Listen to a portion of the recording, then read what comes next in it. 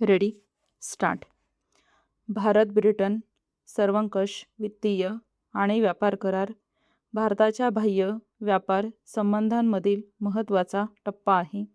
गेल्या किमान 2 दशकांपासून भारताचे आर्थिक एकीकरण प्रामुख्याने पूर्व आशियाई देशांशी संलग्न होते, तर इंग्लंड 1970च्या दशकापासून युरोपीय आर्थिक आघाडीचा एक भाग होता.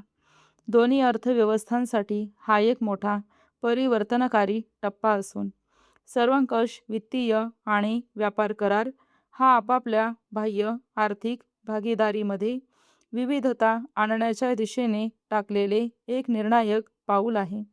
जुलै 2025 मध्ये स्वाक्षरी झाल्यानंतर 15 जुलै 2026 रोजी अंमलात आलेल्या या कराराने सर्व देशांतर्गत कायदेशीर प्रक्रिया पूर्ण करून वाटाघाटींपासून अंमलबजावणीपर्यंतचा प्रवास केला आहे.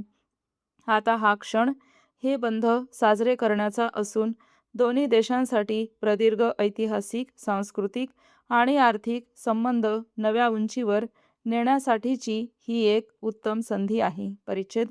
सर्वंकष वित्तीय आणि व्यापार करार भारताच्या उत्पादन क्षेत्रावरील, सेवा वितरणातील सामर्थ्य आणि कुशल मनुष्यबळाला असलेल्या जागतिक मागणीवरील विश्वासाचे द्योतक आहे. या कराराचे वेगळेपण म्हणजे श्रमप्रधान क्षेत्रांसाठी बाजारपेठ उपलब्ध करून देणे, सेवा क्षेत्रातील गतिशीलता आणि आर्थिक सहकार्याच्या क्षेत्रातील नवीन संधींचा उदय हे होय. सर्वंकष वित्तीय आणि व्यापार करार हा शक्य तितका सर्वसमावेशक असून तो भारताच्या नव्या पिढीच्या व्यापार करारांसाठी एक आदर्श नमुना ठरतो. परिच्छेद. याशिवाय या कराराचे महत्त्व त्याची व्याप्ती आणि संतुलन या 2 घटकांमुळे वाढते. ब्रिटन बरोबरचा द्विपक्षीय व्यापार आधीच जवळपास 56 अब्ज डॉलर्सपर्यंत पोहोचला असून 2030 पर्यंत तो दुप्पट करण्याचे उद्दिष्ट आहे.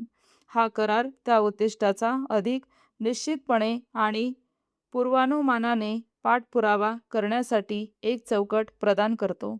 तसेच त्यामध्ये भारत ब्रिटन पथदर्शी आराखडा 2030च्या व्यापक धोरणात्मक दिशेचे प्रतिबिंबही दिसून येते. हा करार दूरदर्शी कल्पनेला वास्तवात आणण्यासाठीचे एक प्रमुख पाऊल असून त्याचा परिणाम कालांतराने दिसून येईल. या कराराचे वैशिष्ट्य म्हणजे भारतातून होणाऱ्या निर्यातीला मिळालेला बाजारपेठेतील प्रवेश हे होय. या करारामुळे भारतीय वस्तूंना ब्रिटनच्या बाजारपेठेत सुमारे 99% टॅरिफ लाईन्सवर आणि 100% व्यापार मूल्यावर पूर्णपणे शुल्कमुक्त प्रवेश मिळाला आहे.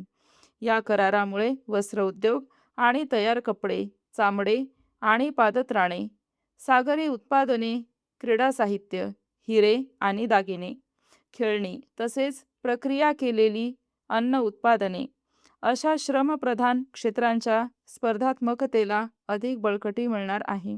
या क्षेत्रांची बाजारपेठ सुमारे 150 अब्ज अमेरिकी डॉलर इतकी असेल असा अंदाज आहे.